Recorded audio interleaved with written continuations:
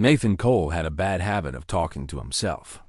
His mother used to say it was because his brain worked faster than his mouth could keep up. His friends said it was weird. His supervisor said nothing because Nathan was the best engineer on the ship. Tonight, that habit was about to change his life forever. The observation deck of the Starlight Voyager was empty and dark. Nathan liked it that way. Below him, through the reinforced glass floor, he could see the grand reception hall filled with people in fancy clothes and aliens in even fancier robes. The first official meeting between humanity and the Cathari Empire was happening right beneath his feet, and Nathan wanted no part of it. He was only here because a display panel had broken. His supervisor had sent him to fix it, and Nathan had been happy to escape the noise and the politicians. He worked quietly in the darkness, his tools spread out beside him. The soft glow of the panel lighting his face, but his eyes kept drifting downward. The Cathari were beautiful in a way that made Nathan's chest tight. Their skin ranged from pale silver to deep blue, and their eyes glowed with soft light. They moved like dancers, every gesture smooth and deliberate. Among humans, they looked like creatures from a dream. And then there was the princess. Valera Shalthon stood apart from her people. While the other Cathars smiled and spoke with the human diplomats, she remained near the edge of the room, her hands folded in front of her. Her skin was the color of moonlight on water, silver with hints of blue. Her eyes were violet, bright and sad at the same time. She wore a gown that seemed to be made of liquid starlight, and a thin crown rested on her head. She looked uncomfortable. Nathan recognized that look. It was the same one he saw in his own mirror whenever someone dragged him to a party. "She doesn't want to be here either," Nathan muttered to himself. He watched her for a long moment. A Cathari official approached her and said something. She nodded politely, but her eyes were distant. Another official came. She nodded again.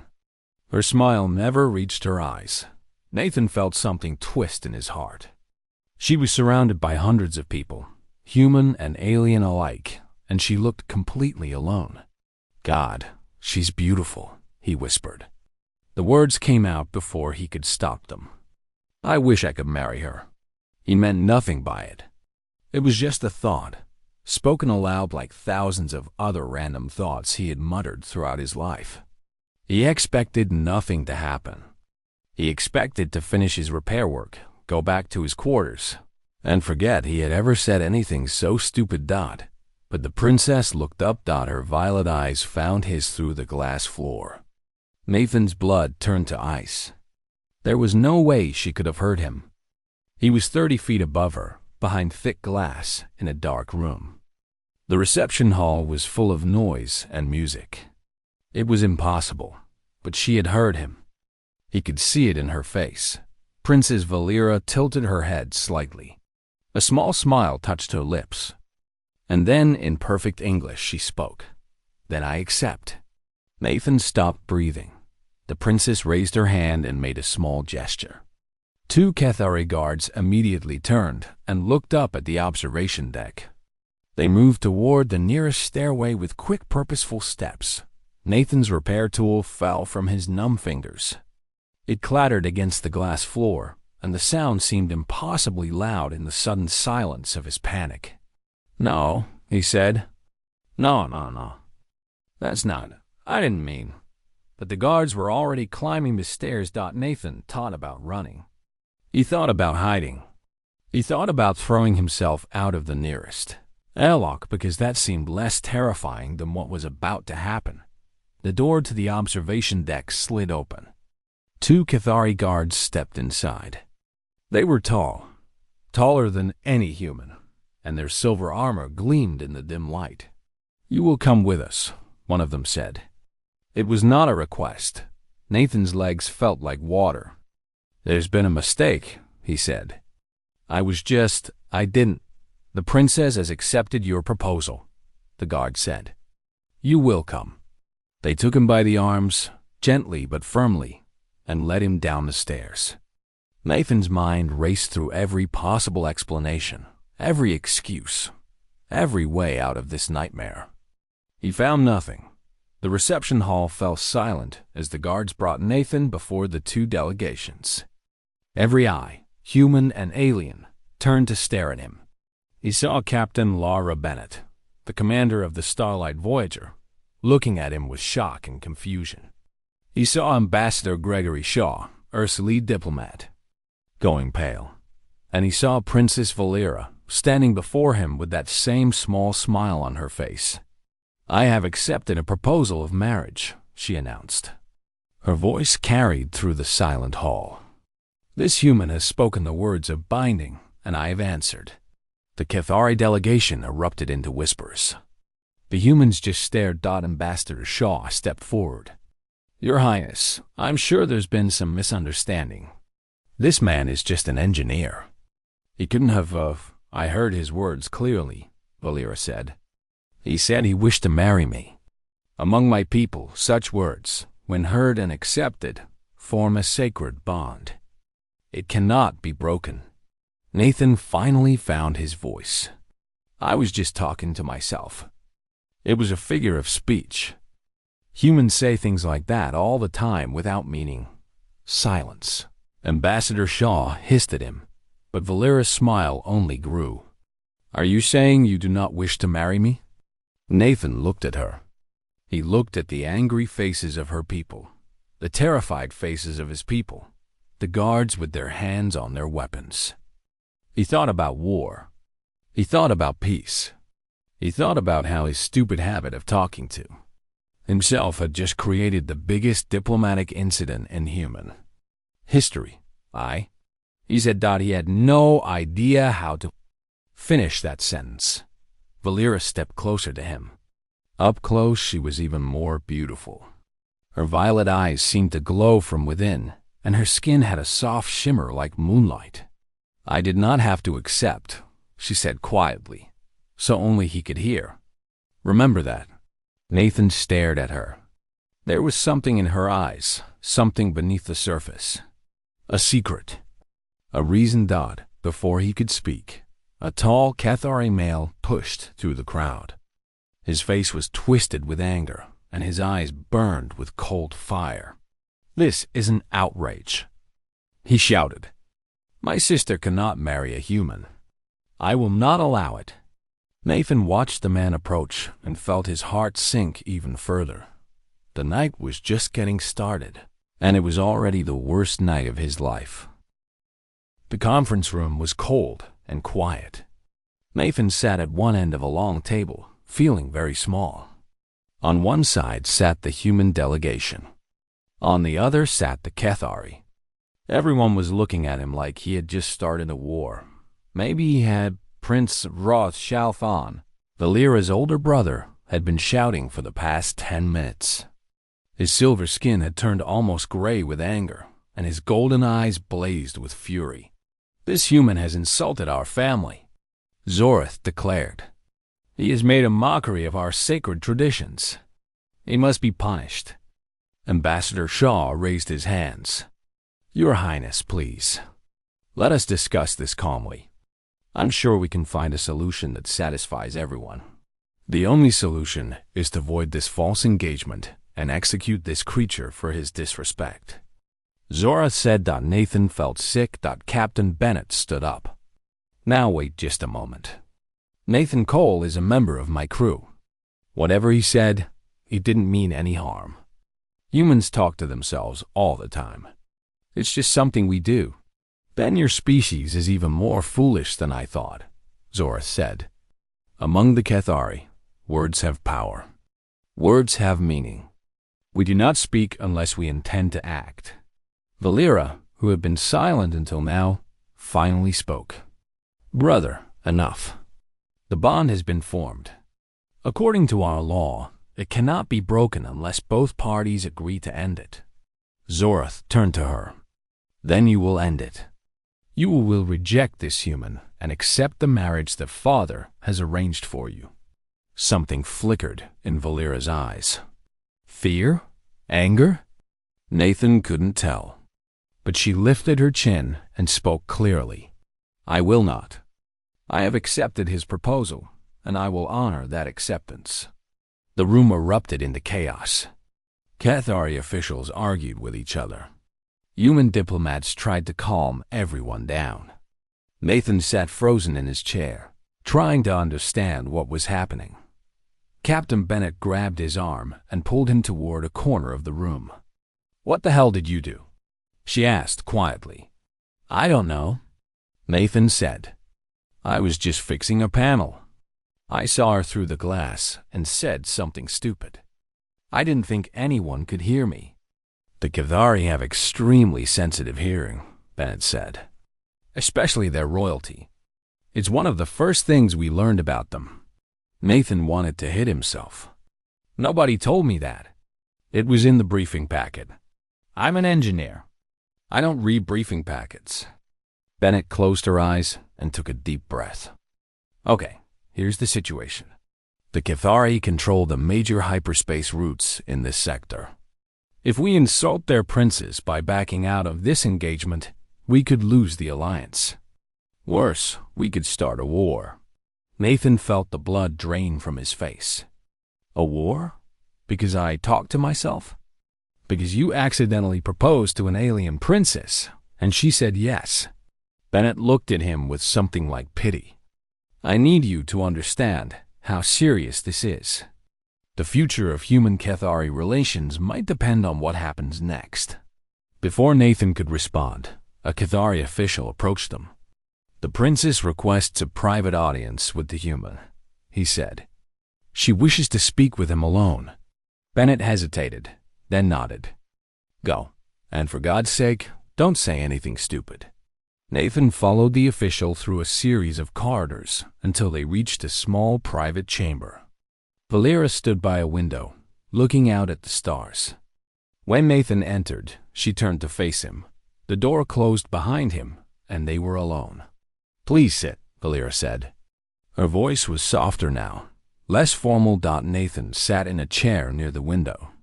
His hands were shaking, so he pressed them against his knees. "Look, Your Highness, I'm really sorry about all this." "I never meant to." "I know," she said. "I heard the words you spoke. You were not making a formal proposal. You were simply expressing a thought." Nathan blinked. "Then why did you accept?" Valera was quiet for a moment. She turned back to the window, and Nathan saw her reflection in the glass.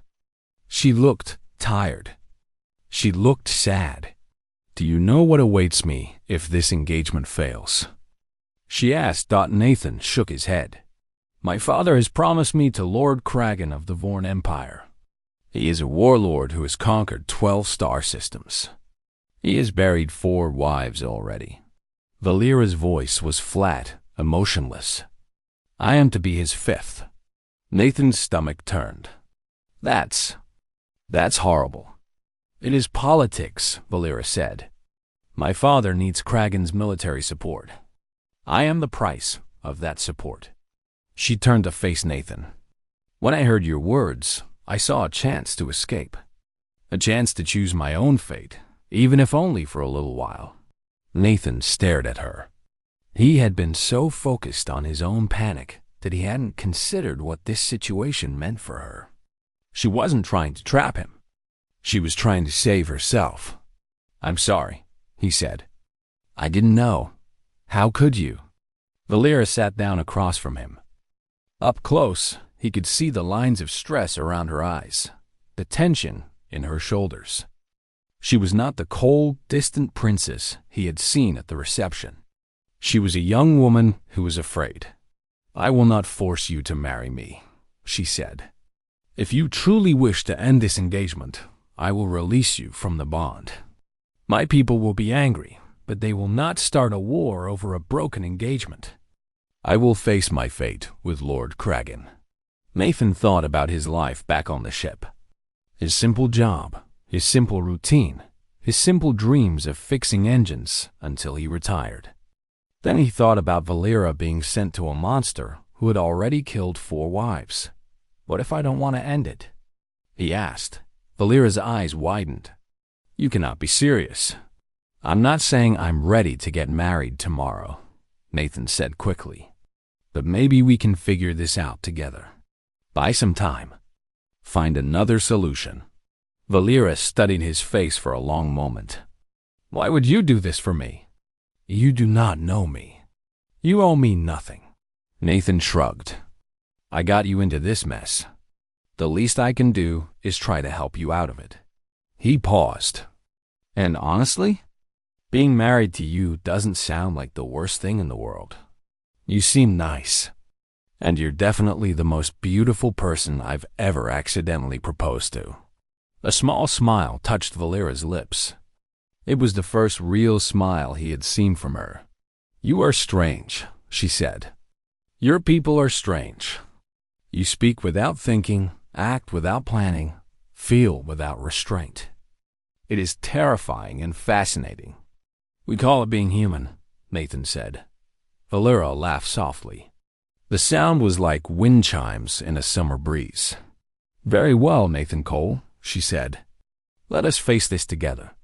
But I must warn you, my brother will not give up easily. He will demand that you prove yourself worthy of me. There will be trials, tests, challenges designed to make you fail. Nathan took a deep breath. Then I guess I better not fail. Valera reached out and touched his hand. Her skin was cool and smooth, like silk. Thank you, she said quietly. Whatever happens, thank you. Nathan looked at her, this alien princess who had grabbed onto his careless words like a lifeline. He still didn't fully understand what he had gotten himself into. But he knew one thing for certain. He wasn't going to let her down. The news spread across both human and Cathari networks like fire through dry grass. A human engineer had proposed to a Cathari princess. The princess had said yes. The galaxy had never seen anything like it. On Earth, people argued in the streets. Some said it was a beautiful sign of peace between species. Others said it was disgusting, unnatural, a betrayal of humanity. Nathan's face appeared on every news screen, and he became the most famous and most hated person on the planet overnight. Among the Cathari, the reaction was equally divided. Some saw potential in this union, a bridge between two civilizations. Others saw it as an insult to their ancient bloodlines. Prince Zorath led the opposition, and his voice was the loudest of all. If this human wishes to marry my sister, Zorath announced before the Cathari Council, then he must prove his worth through the trial of intent. This is our ancient tradition. No one can deny him the right to try or the shame of failure. The trial of intent had not been used in centuries. It was designed to test whether a suitor truly deserved to marry into the royal family. Most Cathari males spent years preparing for such trials. Nathan had 3 days. Captain Bennett tried to stop it. Ambassador Shaw tried to negotiate. But Zorath had the law on his side, and even the Cathari Emperor could not deny a formal challenge. Nathan stood before the council and accepted. The first trial was called the Test of Strength. Nathan was brought to a ceremonial chamber where a massive stone block sat in the center of the floor. The block was ancient, carved with symbols that glowed faintly in the dim light. It weighed over 2,000 pounds. Move the stone from one end of the chamber to the other, Zorath said. His smile was cold. Any Cathari warrior could do this with ease. Let us see what a human can do. The gathered Cathari watched in silence. Valera stood among them, her face calm but her hands clenched at her sides. Nathan walked around the stone, studying it. He pressed his hands against it and pushed. The stone didn't move even a little bit. The Cathari laughed.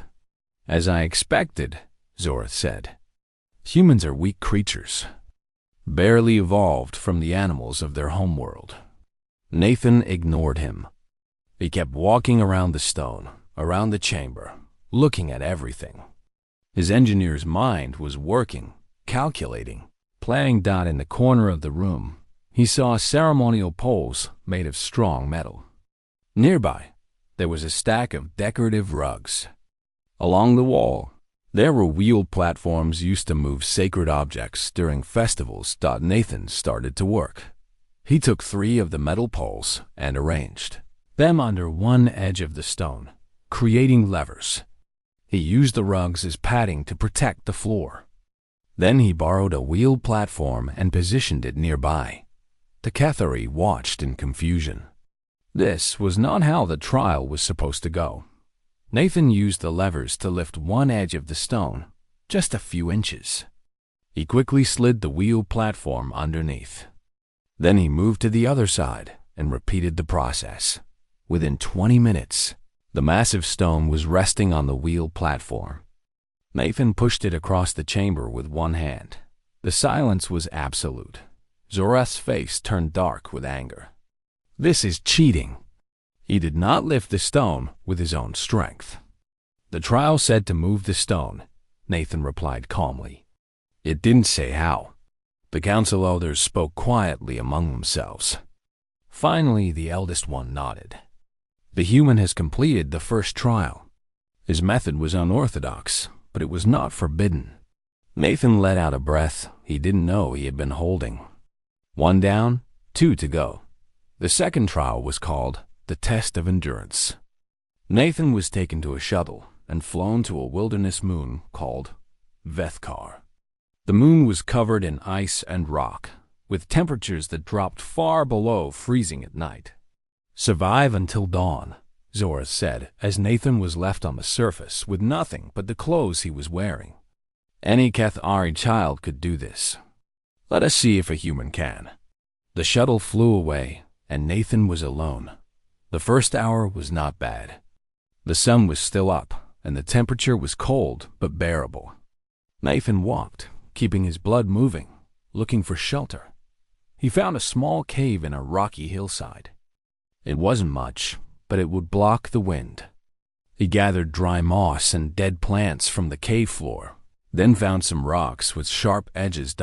As the sun went down, the temperature dropped fast. Nathan's fingers went numb. His breath came out in thick clouds. He could feel his body starting to shut down, but he didn't stop. He struck the sharp rocks together, again and again, until sparks flew. The sparks caught the dry moss. A tiny flame appeared. Nathan fed it carefully, adding small sticks and more moss until he had a real fire burning. He huddled close to the flames, rubbing his hands together, forcing his body to keep working. The night was long and brutal. Several times Nathan thought he might not make it. His fire nearly died twice. His feet lost all feeling. He talked to himself constantly, just to stay awake. Come on, Nathan. You fixed engines in worse conditions than this. Remember that time the coolant system broke on the way to Mars? You had to work in -40 for 6 hours. This is nothing. This is easy. You're not going to die on some frozen rock because some angry alien prince wanted to prove a point. Dawn came slowly. The sun rose over the ice fields, and Nathan was still alive. When the shuttle returned, Zorath found Nathan sitting by his fire, exhausted but breathing. The prince said nothing, but the anger in his eyes spoke clearly. 2 down, 1 to go. The third trial was called the Test of Understanding. Nathan was brought before Valera in a formal ceremony. He was given 1 hour to learn the basics of Cathari language and culture, then asked a series of questions about his bride. This trial seemed impossible. The Cathari language had over 40,000 words. Their culture had traditions going back millions of years. How could any human learn enough in 1 hour? But Nathan had a secret advantage. During the past 3 days, while preparing for the trials, he had spent every free moment with Valera. They had talked for hours about her world, her people, her hopes and fears. Not because he was studying for a test, but because he genuinely wanted to know her. When the questions came, Nathan answered them from his heart. What does the princess value most? The elder asked. Freedom, Nathan said. She values the freedom to choose her own path. What does the princess fear? Being alone. Not lonely, she's used to that. But truly alone, without anyone who sees her as more than a political tool. What would make the princess happy? Nathan looked at Valera. She was watching him with wide eyes, tears forming at the corners. Someone who listens, he said softly. Someone who cares about what she thinks and feels. Someone who sees her, not her crown. The chamber was silent. The eldest elder stood and walked toward Nathan. For a moment, Nathan thought he had failed anyway. Then the old Kethari placed a hand on his shoulder. You have passed all 3 trials, the elder said. You have proven strength through wisdom, endurance through will, and understanding through love. You are worthy. Zorath stormed out of the chamber without a word. Valera rushed forward and took Nathan's hands. Her smile was brighter than any star. You did it, she whispered. Nathan smiled back, exhausted but happy. I told you I wouldn't fail. But even as he celebrated, Nathan knew this was not over. Zorath would not give up. The prince was planning something. Nathan could feel it. The real test was still coming. The Kethari homeworld was more beautiful than anything Nathan had ever seen. The cities were made of crystal and light, towering structures that reached toward purple skies. Gardens floated in the air, held up by technology that humans could barely understand. Everything was elegant, ancient, and perfect. The wedding was scheduled for the next morning. Nathan stood on a balcony in the royal palace, looking out at the city below. In just a few hours, he would marry an alien princess. He would become part of a family that had ruled for millions of years. His life would never be the same. He should have been nervous.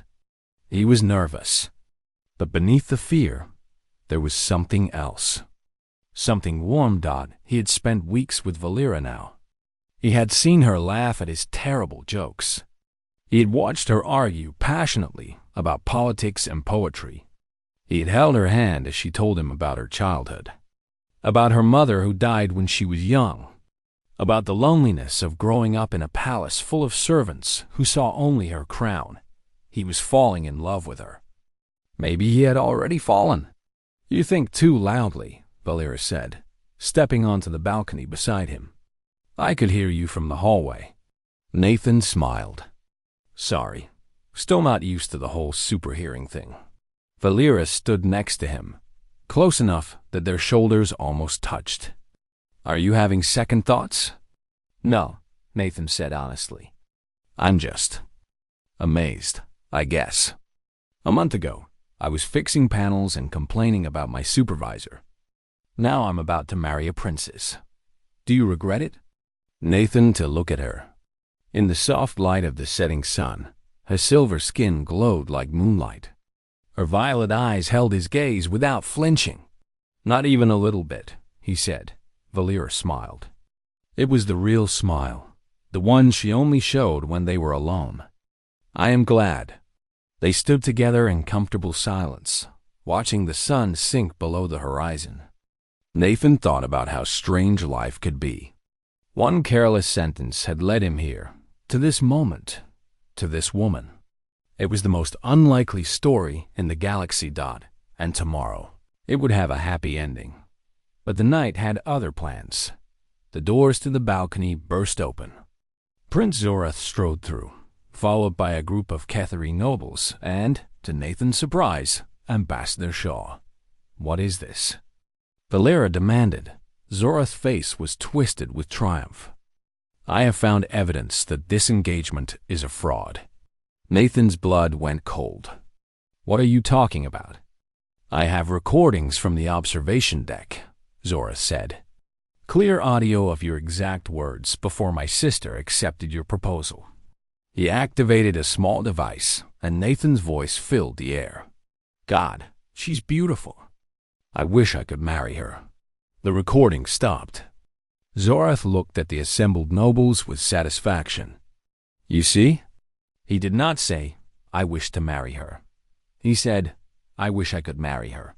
In Kethari law, these are very different statements.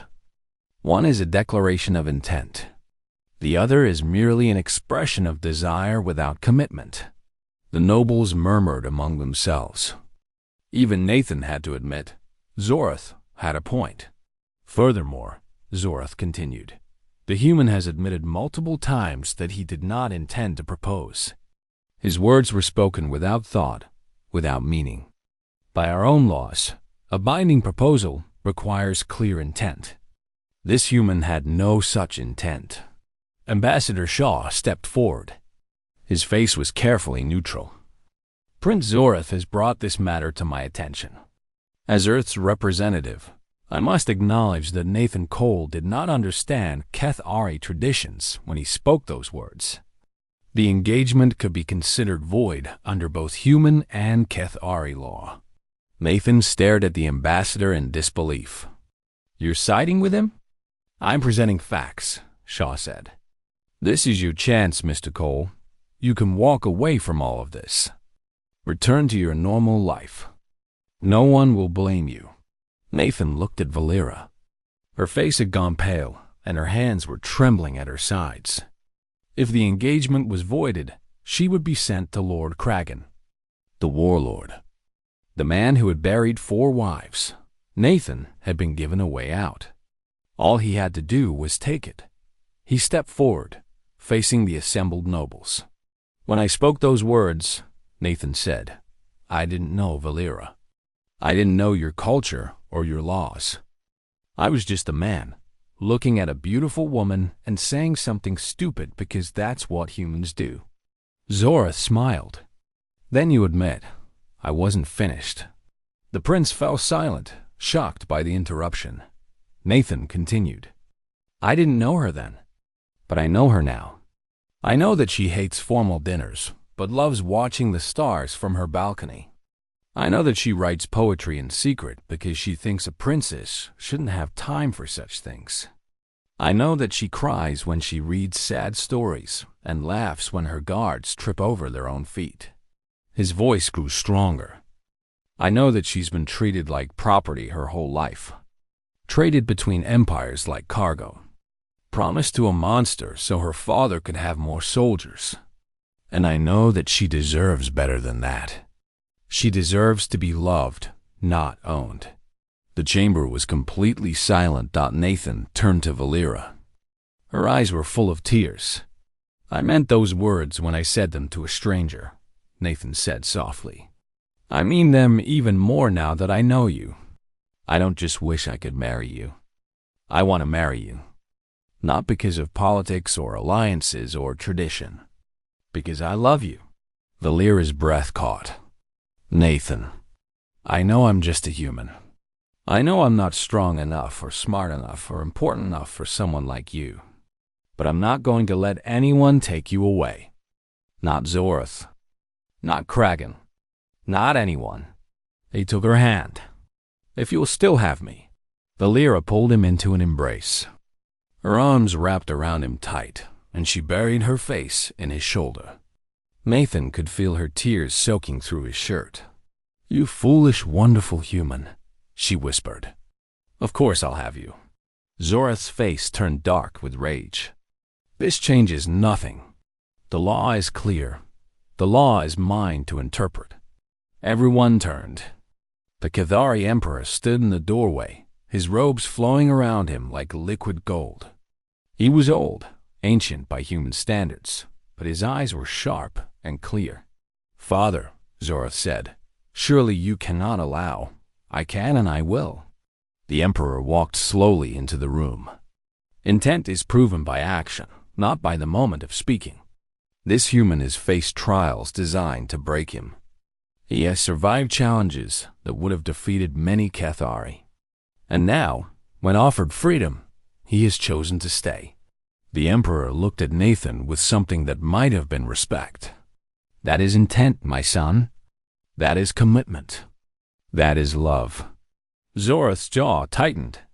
Lord Kragan will not accept this. He was promised a bride.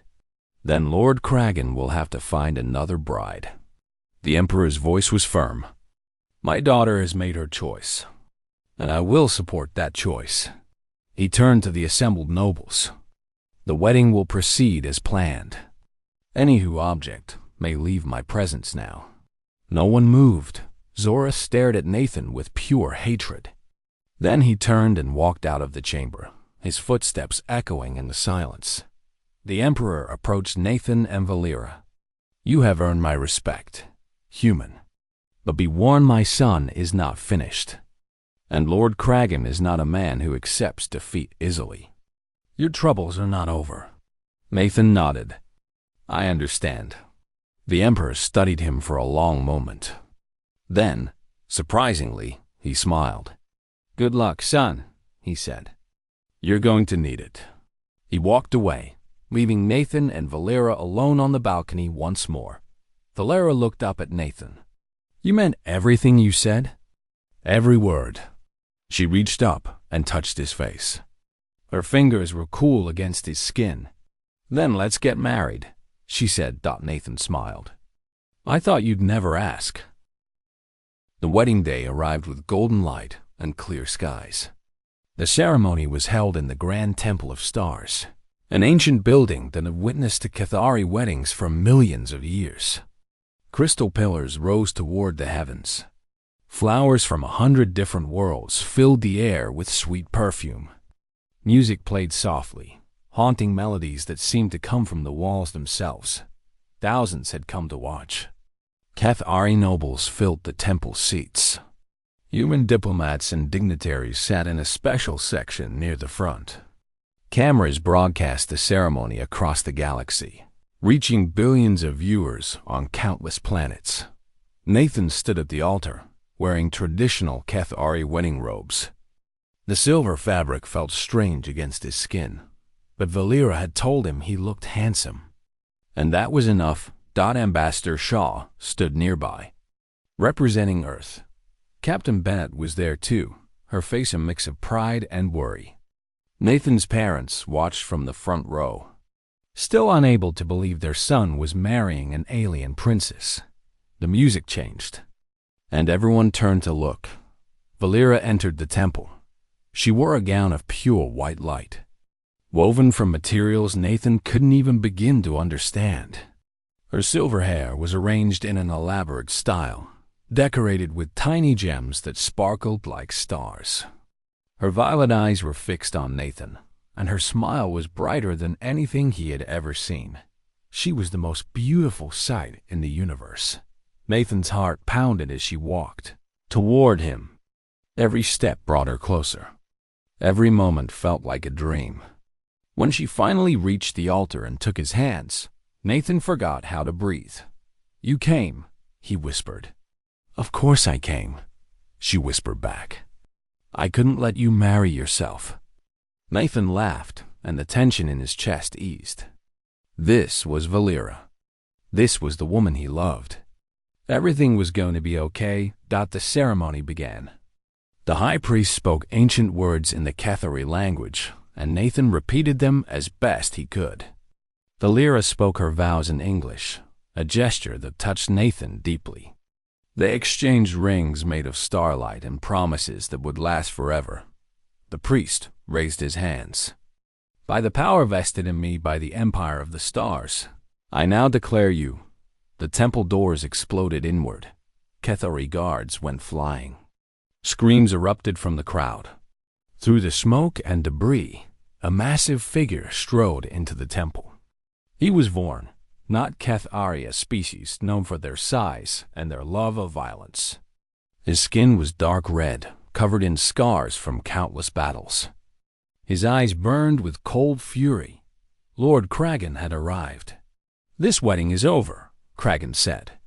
His voice was deep and terrible. "The princess was promised to me. I claim her by ancient right." Nathan moved in front of Valera, putting his body between her and the warlord. "She's not going anywhere with you." Kragan laughed. It was not a pleasant sound. "And who will stop me? You? A tiny human from a primitive world? If I have to." The temple fell silent. Everyone watched, frozen, as the human engineer faced the warlord who had conquered 12 star systems. Kragan drew his sword. The blade was as long as Nathan was tall, and it hummed with deadly energy. "I invoke the right of challenge," Kragan said. "Trial by combat. Winner claims the bride." Nathan felt his stomach drop. He had no weapon. He had no training. He had no chance, I accept. The Lyra grabbed his arm. "Nathan, no. You can't." "I don't have a choice." He looked at her, memorizing her face. "If I run, he'll take you anyway. At least this way, I can try." Tears streamed down her face. "You'll die, maybe." Nathan smiled softly. "But I'd rather die fighting for you than live knowing I let you go." He stepped forward to face Kragan. The warlord laughed again. "This will be quick."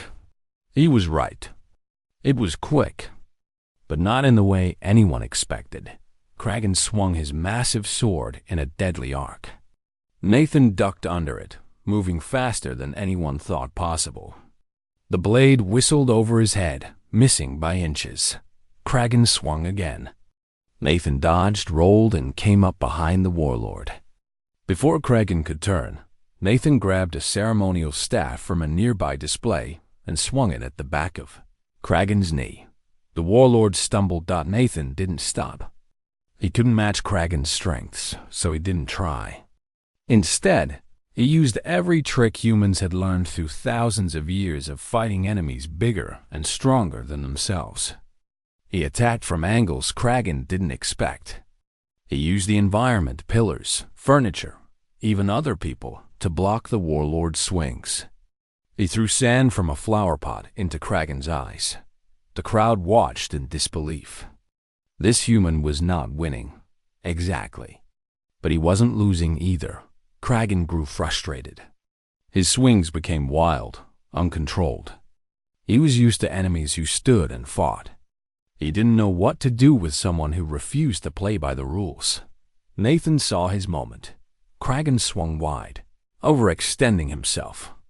Nathan ducked inside the arc of the blade and drove his shoulder into the warlord's chest. At the same time, he hooked his foot behind Kragan's ankle. The warlord fell. His sword clattered away across the floor. Nathan dove for it, grabbed it, and brought the blade to rest against Kragan's throat before the warlord could move. The temple was dead silent. Nathan stood over the most feared warlord in the galaxy, holding a blade to his neck. His hands were shaking. His whole body was shaking. But he didn't let go. "Yield," Nathan said. Krag, and stared at him with disbelief and rage. "You cannot be serious. I will never yield to a human. Then I'll have to kill you." The words hung in the air. Nathan meant them. He would do it if he had to. To protect Valera, he would do anything. But he didn't want to. "I didn't come here to make enemies," Nathan said quietly. "I came here because I love her. That's something worth more than winning. That's something worth more than revenge." He stepped back, lifting the blade away from Kragan's throat. "I'm offering you mercy. Take it." Kragan lay on the floor, staring up at Nathan. For a long moment, no one moved. Then, slowly, the warlord rose to his knees. "You are the strangest creature I have ever met," Kragan said.